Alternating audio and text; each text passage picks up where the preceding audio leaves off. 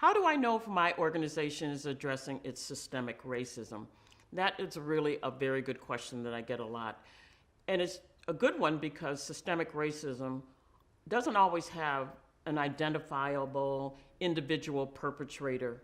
And so it lives in organizations and its policies and its practices and its procedures. And so I would look to some questions that you could ask within your organization to see if they're working to keep the status quo. Are they really addressing systemic racism?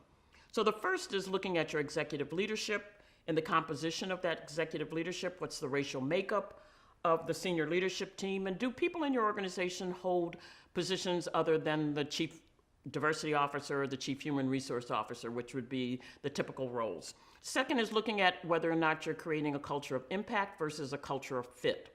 Are your hiring practices and your promotion policies looking for how people get along with each other, and do they get along with the CEO or the senior leadership team, versus what are the business objectives and what is the impact that you want to have?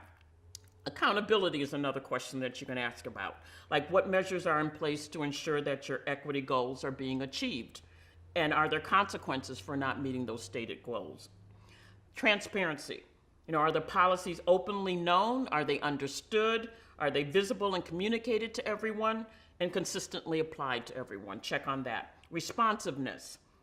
When a racially charged complaint is made, who does the investigation and how are those investigators prepared to do the work? Are they skilled in managing racial dynamics? How is their competency determined and evaluated? What are the numbers of complaints of racism that you have in the organization? And are these tracked? And how are these complainants, the people who made the complaint, how are they protected? Education. Does the organization have specific anti-racism training for leadership and training that's available for the entire workforce? And I'm not just talking about unconscious bias training. Resources. What financial resources are being devoted to achieve racial equity within the organization and within the communities that the organization serves? The approach.